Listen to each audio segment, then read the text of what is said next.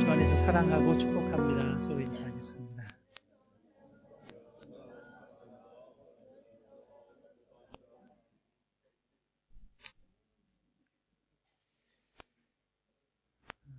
몇 년 전에 93세의 나이로 아주 건강하게 돌아가시기 직전까지 활동하시다가 몇 년 전에 돌아가신 김응호 목사님이라는 분이 계세요. 이분은 이대에서 철학을 가르치셨는데요. 40이 넘어서 미국으로 신학 공부를 하러 가셨다가 공부 마치고 이대에서 교목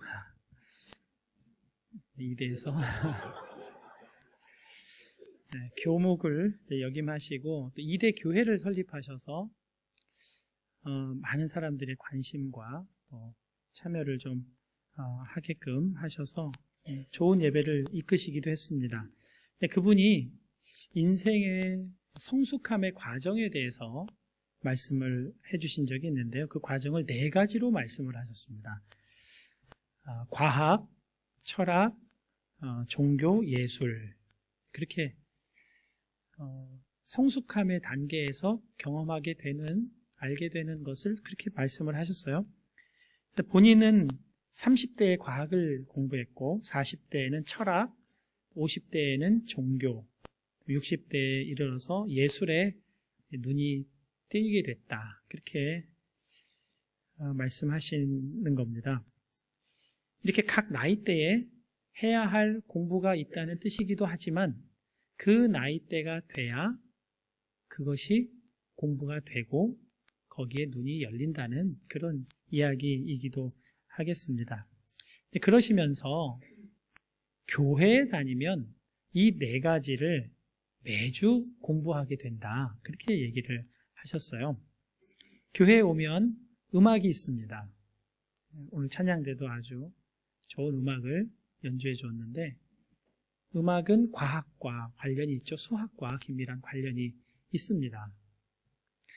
또 설교는 철학이라고 풀이하셨는데요. 하나님 앞에 우리 자신을 비추고 우리 자신을 돌이켜보고 생각하게 하니까 설교는 철학이다.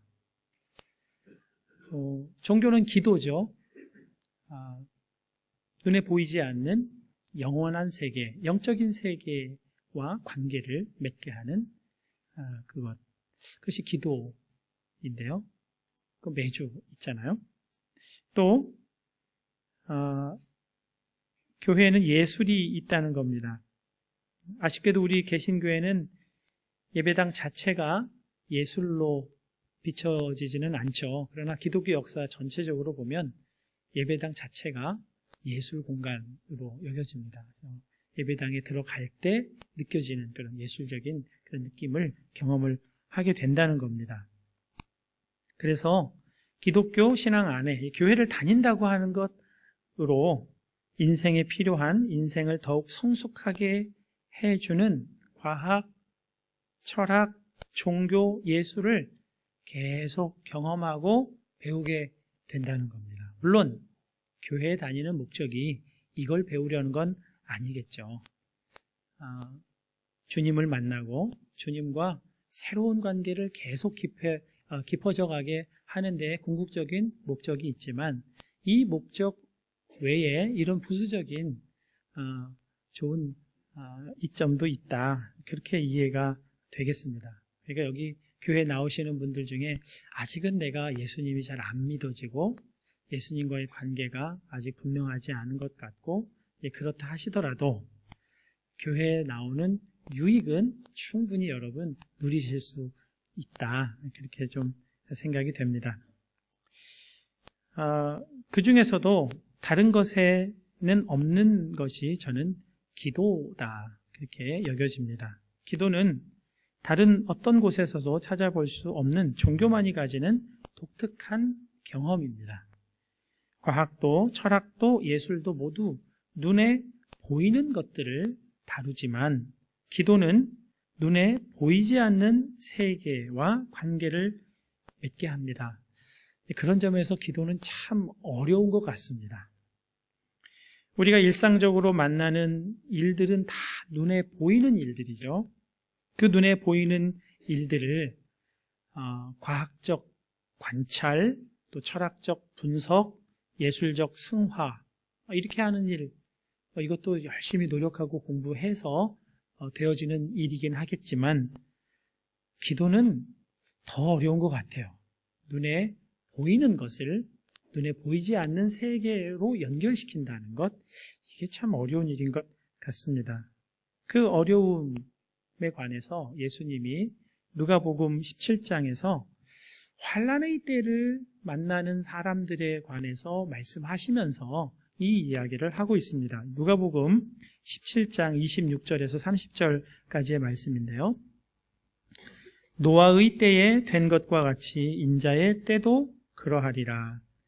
노아가 방주에 들어가던 날까지 사람들이 먹고 마시고 장가들고 시집가더니 홍수가 나서 그들을 다 멸망시켰으며 또 롯의 때와 같으리니 사람들이 먹고 마시고 사고 팔고 심고 집을 짓더니 롯이 소돔에서 나가던 날에 하늘로부터 불과 유황이 비오듯 하여 그들을 멸망시켰느니라. 인자가 나타나는 날에도 이러하리라. 그랬습니다. 여러분, 이 말씀을 들으실 때, 읽으실 때 특별히 저거는 좀 심하다, 심한 죄다 이렇게 생각되는 내용이 있었습니까? 이거 너무 음란하네, 너무 거짓이 만연하네, 이 폭행이 너무 심하네, 이런 내용이 그 환난의 때, 심판의 때를 살아가는 사람들에게 나타나 있지를 않습니다. 이 사람들은 그냥 일상적인 생활을 하고 있는 겁니다. 먹고 마시고 장가들고 시집가고 사고 팔고 심고 집을 짓는 일들, 이건 여러분이나 저나 매일 그냥 일상생활에서 경험하는 일들 아닙니까? 누구나 다 이렇게 살고 있고, 또 이것을 조금 더 낮게 살고 싶은 마음들이 우리들에게 있는 것 아니겠습니까? 그러니까 이걸 죄라고 생각하지는 않죠. 심판받아 마땅할 죄를 짓는 모습으로 우리는 생각할 수가 없습니다. 그런데 문제는 이 사람들이 먹고 마시고 집 짓고 장가들고 시집가고 사는 이 세상의 삶이 전부인 줄 알고 거기에 빠져 살았다는 것이 문제인 겁니다. 눈에 보이는 세상만 전부인 줄 알고 사는 것, 그것이 실제 우리가 보아야 할 것들을 가려버려서 환난의 때를 전혀 대비하지 못하게 하고 있다 하는 겁니다. 세상살이가 전부인 줄 알고 살 때 우리는 인생의 참 목적이 무엇인지 쉽게 잊고 그냥 세상살이에 빠져 살아가게 된다는 겁니다. 전혀 환난의 때를 대비할 수가 없게 된다는 거죠. 여러분에게 여러분 인생의 목적은 무엇입니까? 여러분은 왜 사세요? 하고 묻는다면 여러분은 선뜻 뭐라고 대답을 하실 수 있겠습니까? 참 간단한 예라고 생각이 될 수 있겠는데요. 예를 들어서 한번 말씀을 드려보겠습니다. 여러분은 밥 먹을 때, 식사할 때 혼자 드시는 게 좋으세요? 여럿이 같이 드시는 게 좋으세요? 보통은 같이 먹는 걸 좋아합니다. 같이 먹어야 밥맛도 나고 맛없는 반찬을 먹어도 그냥 맛있게 먹을 수 있는 그런 분위기 속에서 밥을 먹잖아요. 물론 뭔가 나만 먹고 싶은 게 있을 때, 내가 좀 많이 먹고 싶을 때, 이럴 때는 혼자 먹었으면 하는 생각이 또 들기도 하지만 대부분은 보통은 그냥 같이 함께 어울려서 식사하는 게 더 좋잖아요. 재미도 있고 더 밥맛도 좋게 합니다. 우리 마음에 죄가 있어서 죄로 물들어서 나 혼자 다 차지하고 먹고 싶은 그런 것도 있긴 하지만 본래 사람의 마음은 같이 먹는 걸 좋아해요. 나눠주는 것도 좋아하고 그 즐거움과 재미가 있습니다. 그런 걸 볼 때 먹는 것 자체가 인생의 목적이 아니라 함께 먹는 것이 인생의 목적에 더 가깝구나 하는 걸 느낄 수가 있습니다. 그러니까 인생을 살아가는 목적은 함께 서로 사랑하며 사는 게 인생의 목적이라는 것을 우리가 압니다. 이런 작은 간단한 예를 통해서도 생각해 볼 수가 있죠. 조금 곁길의 이야기지만 그런 의미에서 우리 목장 모임, 이건 참 소중한 모임이다. 같이 음식도 먹고 같이 말씀도 먹고 같이 먹을 때 이게 훨씬 맛있게 느껴지고 깊이 있게 다가오게 되는 겁니다. 사람이 인생의 목적을 잃은 채 눈에 보이는 것에만 매달려 먹고 마시고 시집가고 장가들 그때 인자가 오리라, 이렇게 말씀을 하신 거거든요. 곧 환난의 때가 세상살이에 깊이 빠져 있을 때 오기 때문에 전혀 대비할 수가 없다는 말씀입니다. 그래서 그 때를 노아와 같이 곧과 같이 대비해야 된다. 그걸 예수님이 말씀해 주신 건데요. 노아는 방주를 짓는 것으로 대비를 했고, 또 롯은 그가 살던 성에서 빠져나오는 것으로 그 환난의 때를 대비했습니다. 그런 것처럼 환난의 때가 오기 전에 우리는 대비해야 하는데요. 이 환난의 때라고 하는 것은 정말 역사의 종말 때에 오는 환난도 있겠지만 우리 각자의 삶에 예기치 않은 환난이 오는 것 역시 우리가 같이 생각을 할 수 있어야 합니다. 그렇게 환난의 때를 대비하기 위해서는 다른 사람과 똑같이 눈에 보이는 것에 가치를 두고 그것을 추구하며 사는 것으로는 안 된다는 겁니다. 예수님은 오늘 본문 말씀을 통해서 그 대비를 위해 항상 기도하고 낙심하지 않아야 한다, 그렇게 말씀을 해주신 겁니다. 기도가 환난의 때를, 고난의 때를 대비할 수 있는 방법이다, 그렇게 말씀을 해주시는 겁니다. 기도가 낙심을 막아줍니다. 지금 이 시대는 믿는 자들까지도 다 뒤흔들어서 낙심에 빠지게 하는 때입니다. 세월호의 일로 인해서 대한민국 국민 전부가 굉장히 마음의 고통을 좀 받고 있습니다. 그게 여기까지 전해져서 여기 우리들도 굉장히 마음을 어렵게 하고 낙심시키지 않습니까? 낙심될 만한 일이기도 하고 또 정말 분노가 이렇게 치밀어 오르는 그런 일이기도 합니다. SNS, 페이스북, 카톡 이런 걸 열어보기가 이렇게 겁이 날 정도로 그런 너무 좋지 않은 그런 이야기들이 계속 들어오는 것으로 마음이 자꾸만 낙심이 되는 거죠. 이미 국민들 사이에서는 대한민국은 살고 싶지 않아, 이제는 난 외국으로 나가 살 거야, 이민 갈 거야, 이런 이야기들도 많이 나오는 것 같더라고요. 여러분 그런 얘기 들으면 어떠세요?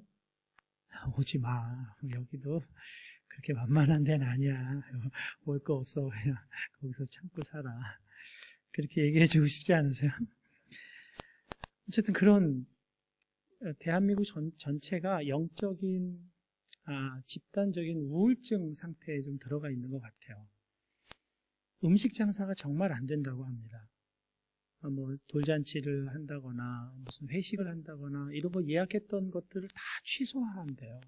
취소하고 근데 거기 가서 막 웃고 떠들면서 즐겁게 먹을 분위기도 아니고 괜히 그랬다가 사람들 눈총 받기 딱 좋은 그런 분위기인 거죠. 어떤 연예인은 아주 오랜만에 몇 년 만에 아기를 갖게 됐는데 그거 아기 갖게 됐다는 걸 기사로 인터넷에 올렸다가 아주 거기에 악성 댓글들이 막 지금 이때 뭐 아기 가진 게 뭐가 자랑이냐 이런 식으로 막 이렇게 올렸다고 해요.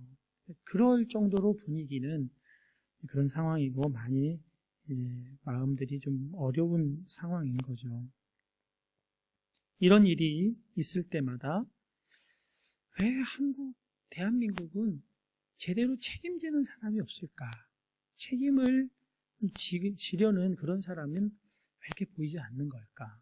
정부, 대통령, 그 일을 주관하는 주무부서들 책임적으로 하는 것처럼 보이지가 않아서 더 실망스럽게 되고, 심지어는 그런 과정에서도 돈을 벌려고 하는 사람들, 돈과 관련되어서 일들이 어그러지는 일들이 나타나는 걸 보면서 세상이 어떻게 이럴 수가 있냐, 어떻게 사람이 그럴 수 있느냐, 그렇게 생각을 합니다. 세상이 정말 이럴 수는 없다.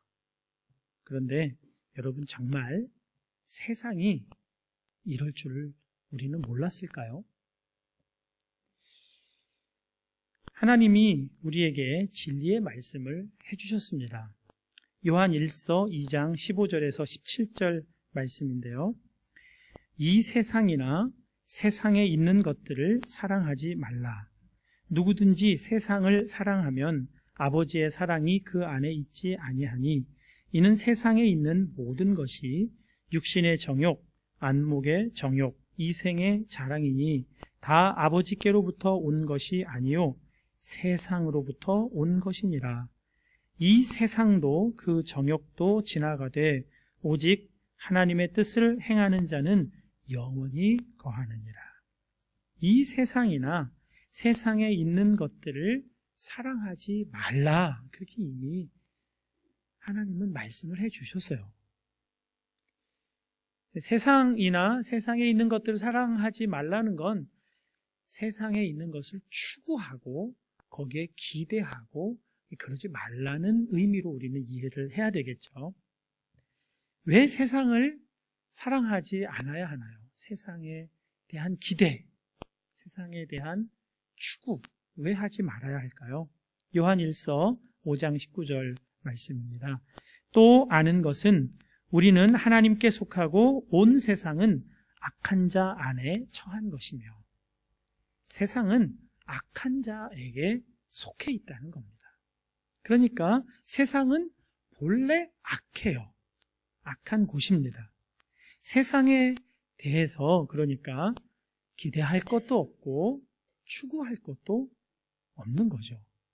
새삼 놀라워할 것도 사실은 없다는 거예요. 세상은 본래 그랬고 본래 그렇게 나타나는 것뿐이라는 겁니다.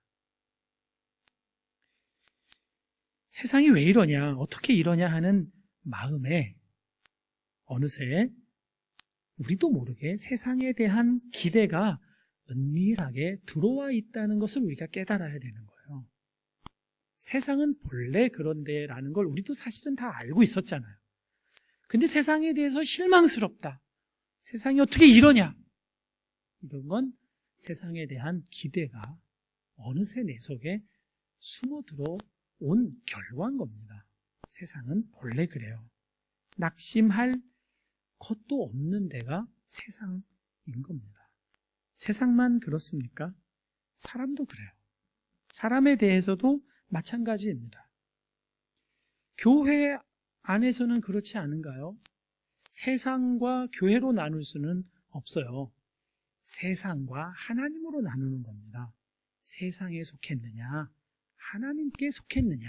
그러니까 교회 안에도 하나님께 속하지 않은 것은 세상에 속한 거예요. 그러니까 교회 안에 있는 일, 교회 안에 있는 사람에 대해서도 너무 실망스러워. 어떻게 사람이 그래? 이건 그 사람의 문제가 아니라 내가 어느새 의존하지 말아야 할 사람을 의존했기 때문에 그런 일이 나타나는 것이라는 거죠.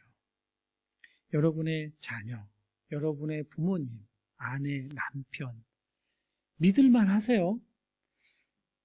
조금 믿다 보면 어느새 또 나를 실망시키잖아요. 나를 낙심시키잖아요.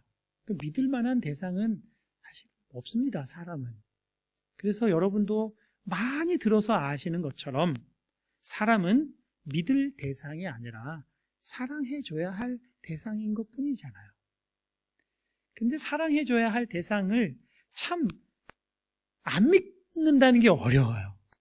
사랑하고 좋아하고 함께하고 싶은 사람에 대한 믿음이 이렇게 생겨나잖아요.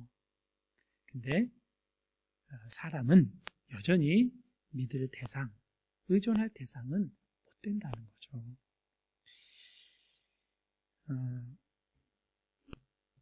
예수님이 오늘 말씀하세요. 왜 사람에 대해, 세상에 대해 자꾸 낙심하냐? 기도하지 않아서 그렇다는 겁니다. 항상 기도해야 낙심하지 않을 수 있다는 것을 주님이 말씀해 주시는 겁니다. 기도가 뭐죠? 하나님과의 친밀한 사귐입니다. 하나님과의 만남이에요. 눈에 보이는 이 세상만 바라보고 살면 이 세상이 전부인 것 같은 생각을 자연스럽게 갖게 됩니다. 그러나 보이는 이 세상은 나타난 것으로 말미암아 이루어진 것이 아니에요. 히브리서에서 그것을 우리에게 말씀해 주고 있습니다. 믿음으로 모든 세계가 하나님의 말씀으로 지어진 줄을 우리가 아나니 보이는 것은 나타난 것으로 말미암아 된 것이 아니니라.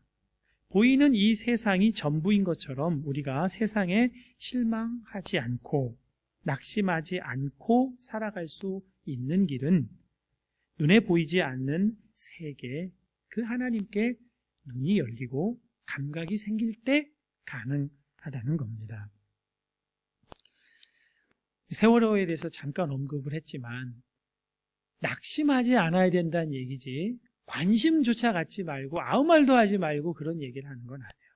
낙심하지 않아야 정확하게 판단하고 공정하게 진단하고 심판을 할 수가 있습니다. 낙심하면 그냥 감정에 휩쓸리고 감정에 휩쓸리면 눈이 어두워집니다. 낙심하지 않는 것이 중요하다는 말씀을 드리는 겁니다. 그런데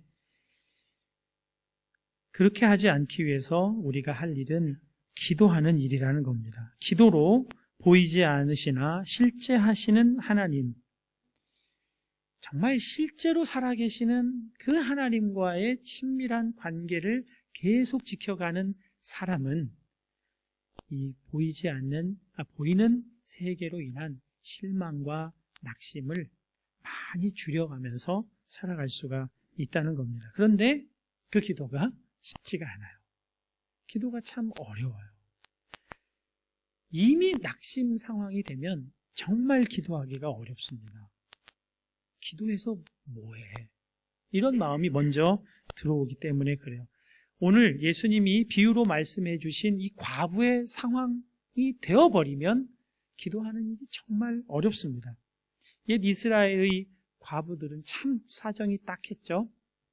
옛 여인들은 재산권이 없었으니까요. 우리나라도 조선시대 여인들은 삼종지도라는 걸 따랐죠. 그러니까 어렸을 때는 아버지를 따르고 결혼해서는 남편을 따르고 또 이제 나이 들어서는 아들을 따르는 이런 그러니까 남자에 의해서 모든 것이 되어 있는 옛 이스라엘 여인들도 집안에 남자가 없으면 아무런 재산권을 행사할 수가 없습니다. 그래서 이런 어려운 처지에 있는 여인들을 돕기 위해서 법을 하나 만들었는데 수혼법이라는 법을 만들었습니다. 수혼법이라는 법은 어떤 남자가 결혼해서 자식을 낳지 못하고 죽었을 때 그 남자의 형제가 그 미망인과 혼인해서 자녀를 갖게 해주는 그런 법이에요.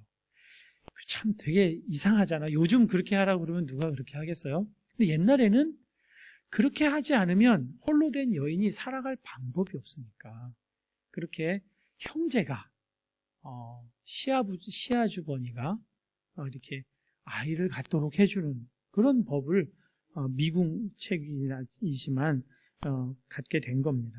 그럴 만큼 과부의 사정은 딱합니다. 그런데 그 여인에게 억울한 사정이 생겼습니다. 공정한 재판을 받아서 억울함을 풀어내야 됩니다. 그런데 설상가상 그 마을의 재판장은 이 과부하고는 정말 정반대의 위치해 있는 사람이에요. 사람을 무시하고 하나님을 두려워하지 않는 사람입니다. 그러니까 이 과부가 공정한 재판을 받기에는 애당초 어려워요. 하나님을 두려워하지 않는다는 건 하나님이 주신 율법을 무시한다는 건데요. 하나님이 주신 율법에는 고아와 나그네를 도울 뿐 아니라 과부의 처지를 잘 살펴주라는 말씀도 있어요. 근데 이 재판장은 거기에 아무 관심도 없고 그 율법을 무시하는 사람입니다.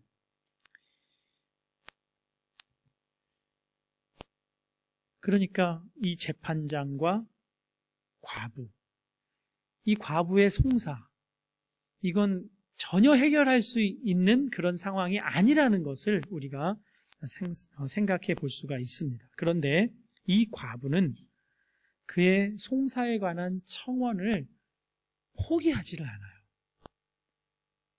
왜 포기하지 않았을까요? 포기하지 않고 이 과부는 재판장을 계속 찾아갑니다. 이 여인은 이것밖에 할 수 있는 일이 없었어요. 다른 아무런 방법이 없으니까 그 재판장을 찾아가는 일 외에는 할 수 있는 일이 없었던 겁니다. 그런데 이 여인이 할 수 있는 유일한 일을 아무 희망도 소망도 가지지 못한 채 그냥 찾아가기만 했는데 해결은 희한하게 옵니다. 누가복음 18장 4절과 5절에 그 재판장의 속마음을 이렇게 기록하고 있습니다. 그가 얼마 동안 듣지 아니하다가 후에 속으로 생각하되 내가 하나님을 두려워하지 않고 사람을 무시하나 이 과부가 나를 번거롭게 하니 내가 그 원한을 풀어주리라. 그렇지 않으면 늘 와서 나를 괴롭게 하리라 하였느니라. 이 무력한 여인은 법의 정의에 호소했는데 해결은 재판장이 귀찮지 않고 번거롭지 않기 위해서 해결을 합니다. 이건 전혀 예상 밖의 해결인 겁니다.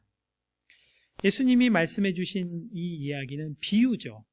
비유는 어떤 진리를 우리가 머리로 그려볼 수 있도록 해주기 위한 그림 언어입니다. 이 이야기 안에 있는 재판장에게서 뭔가 윤리적인, 도덕적인 교훈을 얻을 수는 없어요. 또 반면교사로 삼을 필요도 없습니다. 그 상황을 상상하면 되는 거죠. 이 비유는 재판장과 과부의 대면에서 느껴지는 암담하고 암울한 상황에서도 사람이 생각할 때는 아무런 해결책이 없어 보이는 그런 상황에서도 낙심하지 않기 위해 기도하라는 겁니다. 그리고 그 해결은 우리의 생각을 완전히 뛰어넘는 방식으로 오더라는 겁니다. 영국 수상 윈스턴 처칠이 1940년 9월 15일을 절정의 날이라고 명명했다고 합니다.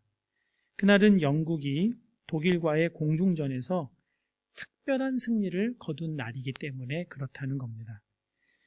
당시 독일 공군기와 폭격기가 무차별 공격을 퍼부었을 때 영국에는 거의 방어수단을 갖지 못하고 있었다는 겁니다. 그런데 독일이 결정적인 승리를 바로 눈앞에 둔 상황에서 갑자기 10분간 전면적인 후퇴를 했다는 거예요.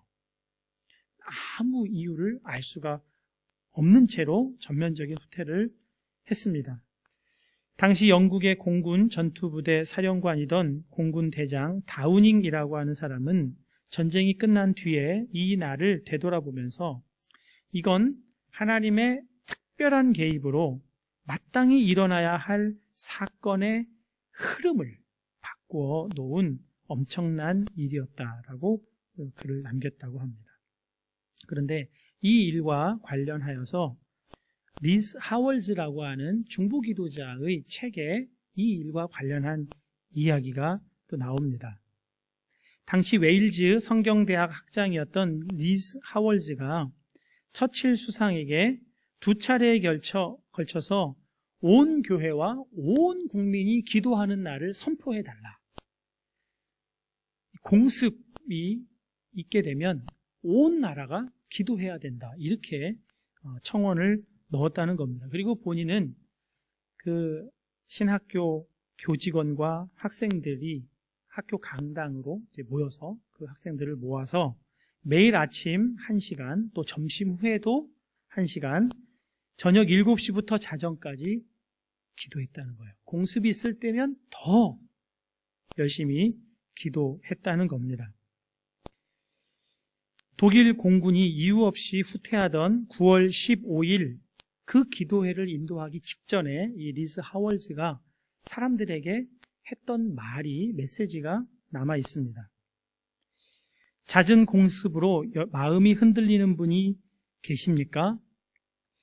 여러분 지옥에서 구원받을 것을 믿으십니까?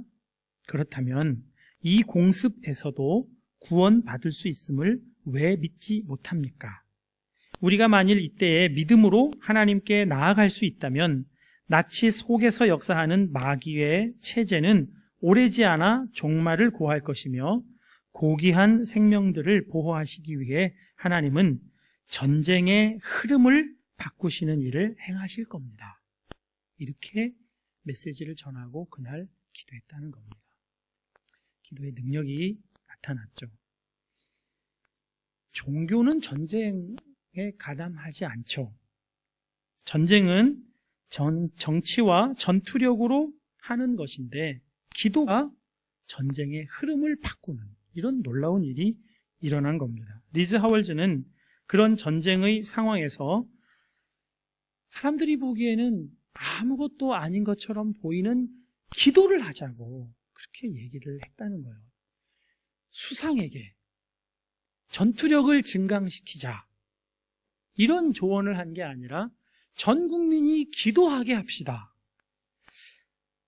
어떤 사람은 비웃었을지도 모르죠. 지금 이 상황에서 기도라니, 우리가 해야 할 일을 빨리 해야지, 어떻게 이렇게 담대하게 기도하자, 그렇게 얘기할 수 있었을까요? 물론 기도의 능력을 믿었기 때문입니다. 그러나 그는 항상 기도하는 사람이었기 때문에 그때도 기도해야 된다는 것을 알았던 거죠. 여러분의 상황에서도 전쟁 같은 일들이 많이 일어나겠죠.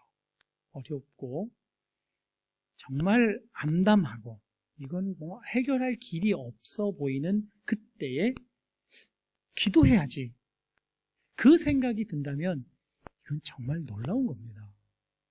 거의 대부분은 기도해야지 생각보다는 이걸 어떻게 해결하지? 이거를 어떻게 감당하지? 그걸 먼저 생각하죠.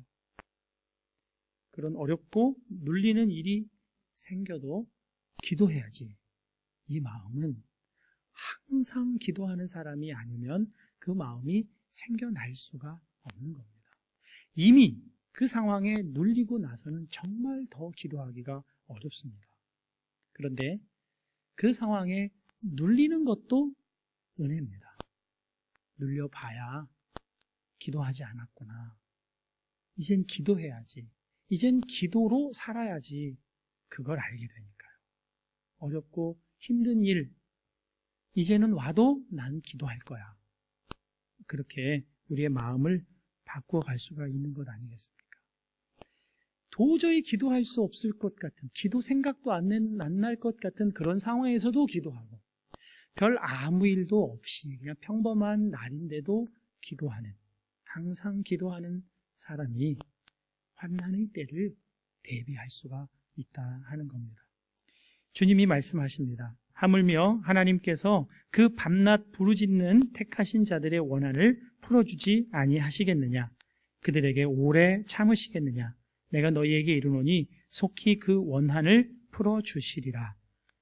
그러나 인자가 올 때에 세상에서 믿음을 보겠느냐? 기도 응답에 대한 분명한 약속을 하고 계시면서도 이 기도 응답을 믿음으로 취할 사람은 과연 있겠느냐? 이것이 주님에게 안타까운 질문인 겁니다. 마귀는 꾸준히 우리의 마음을 훔치기 위해서 찾아옵니다. 꾸준히 우리의 마음에 숨어 들어옵니다. 은밀하게 들어옵니다. 정말 쉼 없이 꾸준하게 합니다. 기도 소리에 그들이 죽는다는 걸 알기 때문에 자기들이 살기 위해서라도 기도할 마음을 훔쳐가기 위해서 우리 속에, 마음에 조용히 눈치채지 못하게 들어옵니다. 꾸준히 그럽니다. 그렇기 때문에 우리도 꾸준히 기도하는 일이 필요합니다. 꾸준히 시간을 정하고 그 정한 시간에는 어떤 일이 있어도 기도하는 그 꾸준함이 우리의 마음을 지키고 마귀를 우리의 마음에서부터 떠나가게 하고 환난의 때에 어려운 때를 대비할 수 있도록 해주는 겁니다. 우리 교회는 2014년부터 매일 새벽에 모여서 기도합니다. 전쟁과 같은 이 시절에 기도밖에는 없기 때문에 기도합니다. 이 예배당에 많은 분들이 오시진 않지만 매일 나와서 기도하는 분들이 계십니다. 이건 정말 우리 모든 성도들에게 은혜고 복입니다. 이곳에 매일 나와서 이 새벽 기도의 자리를 지키시는 분들이 있다는 것을 여러분 꼭 기억하시면 좋겠습니다. 그리고 여러분도 가능하면 이곳에 나와서 기도하시기를 권합니다. 도저히 나오실 형편이 안 된다면 그 새벽의 시간에 각자의 침소에서 각자의 자리에서 함께 기도해 주실 것을 권합니다. 기도의 연대를 이루어가는 것은 우리의 기도를 더욱 능력 있게 만들기 때문에 그렇습니다. 내가 여기서 혼자 기도하는 게 아니지. 이 예배당에서 늘 기도하는 분들이 계시지. 그 기도의 힘으로 함께 이 환난의 때, 전쟁과 같은 때도 함께 이겨나갈 수가 있지. 이건 정말 든든함입니다. 이건 여러분의 영적인 능력을 갖게 해주는 좋은 길입니다. 여러분도 다시 한번 잘 깊이 생각하셔서 새벽에 나와 기도하는 일 한번 점검해 보시면 좋겠습니다. 정말 나오기가 어려운가? 정말 기도하기가 정말 어려운가? 기도가 우리의 어려운 때를 이기게 하고 승리하게 하는 길이라는 것을 여러분 꼭 기억하실 수 있기를 바랍니다. 꾸준히 기도하시는 거, 이거 하나 꼭 기억하시고 항상 기도하여 여러분에게 낙심의 일들이 일어나지 않기를 주님의 이름으로 축복합니다.